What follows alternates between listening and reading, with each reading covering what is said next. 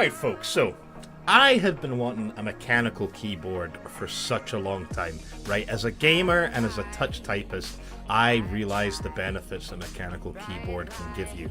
Now, I'm not going to try to debate with you, why you should switch, blah, blah, blah, blah, blah. You can do your own research, and, you will most likely come to the conclusion that, yeah, you know what, a mechanical keyboard is, a piece of kit that I need.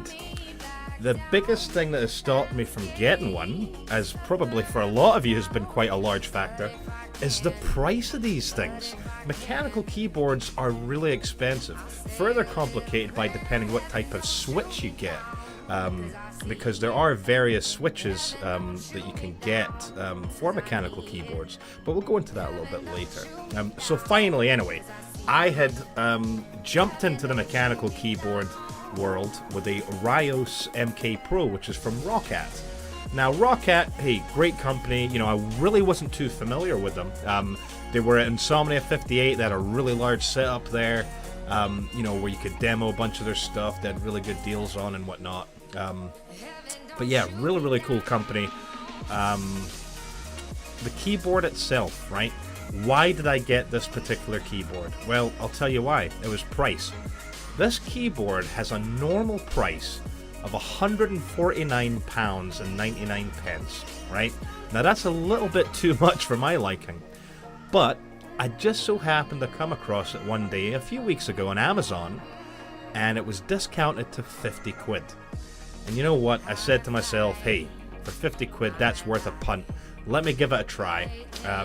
So anyway, I snapped it up, and I've been playing with it for the last, oh god, how long has that been? 3 or 4 weeks. I wanted to really kind of put it through its paces. I've been doing a bit of schoolwork on it, so a lot of typing, a bit of coding, programming, and yes, quite a bit of gaming. And what can I say about it? Well, hey, it is a really good keyboard. The one I ordered came equipped with the Cherry MX keys. I went with the black switches, again, just because that was what was on offer.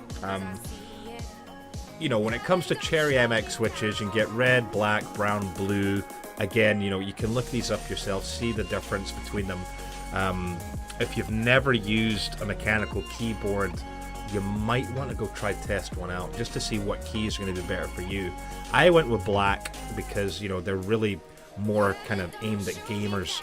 They require the most amount of force to push, so there's no accidental key presses, and it just seemed like the right key for me. But anyway, let's go on to the keyboard itself, right? Now, it's a big piece of kit. The thing must weigh, 1.6 kilos, I think it is. So it's quite heavy, quite stable. It's got 5 rubber feet underneath it. So it's going to stay in place nice and well. It does have a very large wrist pad that is built into the keyboard, right? You can't remove it. But hey, I'm not knocking that. It's actually quite comfortable. It works quite well. The actual finish of the keyboard's nice. It's got this kind of glossy, smudge-proof finish on a lot of the surfaces. Even the keys, they are glossy. They're not matte, but it doesn't look over glossy, if you know what I mean. As you can see, it has per key illumination. Now, the Ryos MK Pro is not RGB, I'm afraid. If you want RGB, you're going to have to look at, I believe it's the Ryos MK Glow, or the MKFX, I think. The MK Pro is absolutely perfect for me.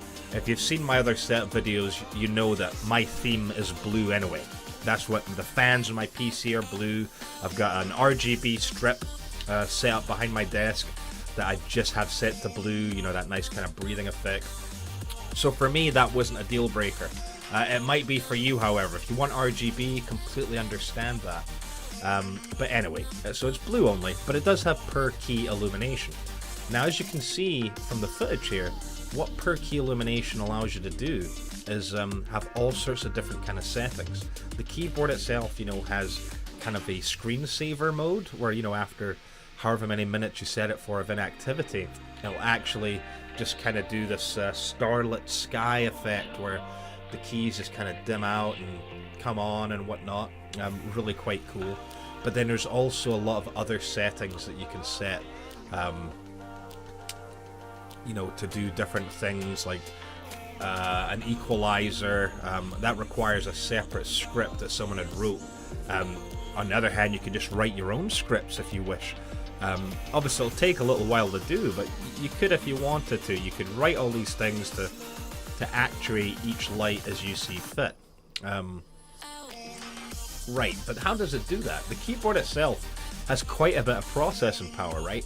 On board the keyboard, it's got 2 megabytes of flash memory and 2 32-bit ARM Cortex processors. These are the same types of processors you find in a lot of kind of older mobile devices and whatnot. Obviously, our mobile phones these days have moved on and have, you know, faster processors in them. But for a keyboard to have, you know, more processing power than probably my first computer is quite funny. But yes, you know, because it has that onboard memory and that onboard processing power, that's what allows it to kind of, you know, map all these illumination effects. What it also gives you is the ability to set over 500 macros, right? It even comes with built-in macros that you can, you know, if you wish to assign them to your macro keys to do things, whether it's open a program or, you know, do something, or, you know, type out GG and game chat. You know, so a lot of kind of gamer-orientated features there. It's got 5 macro keys on the left side, and it also has these 3 little thumbster buttons just underneath the spacebar that are quite cool. You know, they're all programmable. They can all be set up however you want to do whatever you want. But then you can also load up or set different profiles, and these profiles can be enabled for different games. And likewise, each profile could have a different kind of lighting setup, so on and so forth. So there's you know, there's so much the keyboard's capable of doing that, you know, I barely use any of it. See, there's the EQ setting right there when it's playing music.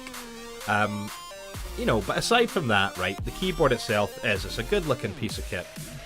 It's got a integrated media hub into it, right? It's got this really nice braided cable that plugs in to the back of your PC, obviously, and it'll have a line in, a line out for your mic and headset, and 2 USB ports, because the keyboard itself has 2 USB ports on the right side. You know, so you can plug your mouse into that and whatever else you want, and then on the left side has your headset ports, you know, the little pink and the green analog ports. You know, so it's kind of built for gamers. You know, they took that into consideration. Hey, you know, if you're going to a LAN party, you got your keyboard, you know, you can just plug everything into the keyboard without having to muck around with too many cables. The keyboard has advanced anti-ghosting. Now, ghosting, if you've ever heard of that, you know how like your old keyboards, once you pushed maybe 3 or 4 keys at the same time, the PC would make a beep and it wouldn't register any more keystrokes? Well, the Ryos MK Pro has advanced anti-ghosting. You can push up to 30 keys if you wish. You know, you don't even have that many fingers, so I think you're okay. I don't think ghosting's going to be an issue with this keyboard. The other kind of thing that the keyboard offers is the software, right? So in here, this is where you can do all your customization. You know, if you want to set the brightness of the actual keys themselves, here you can choose the different settings for, you know, your screensaver. If you want to set up an LED macro or whatever you want to do, you can even have sound feedback when doing different things.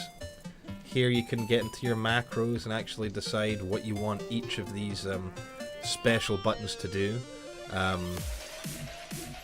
You get into your key illumination, you know, if you want all the keys on as I've got it set up, or if you want just the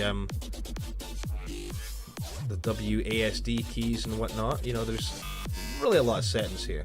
You got Roccat Rad, which is quite interesting, where it just kind of gives you an idea of how many keystrokes you've been pushing and what you've been using. As you can see, I have not been using the thumb buttons at all. Initially, I had some issues with the software. I have to be honest.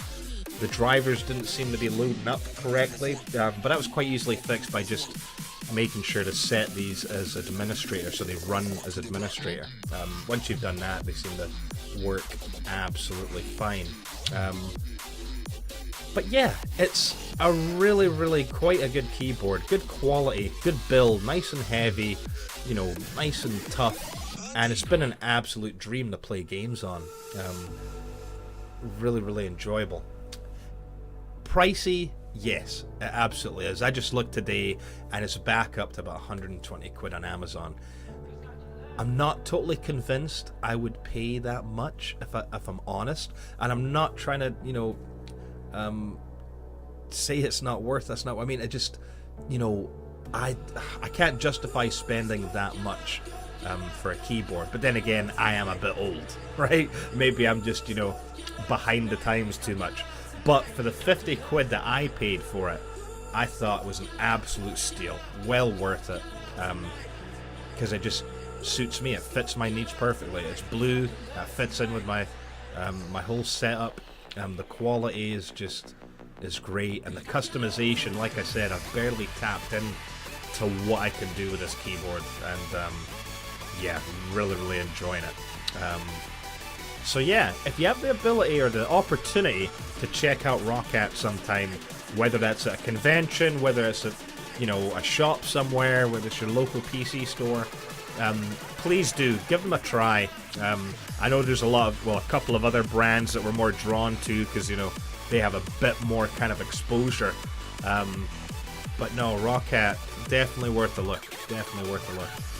I also got a mouse from them, which I will do a separate video on at a later date, maybe at the end of the week.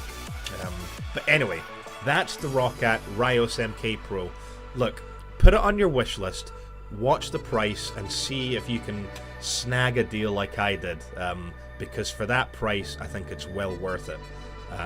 At the full price of 150 quid, I'm not convinced. Anyway, that's the Roccat Ryos MK Pro. You can check them out at www.roccat.org, and yeah, take it easy.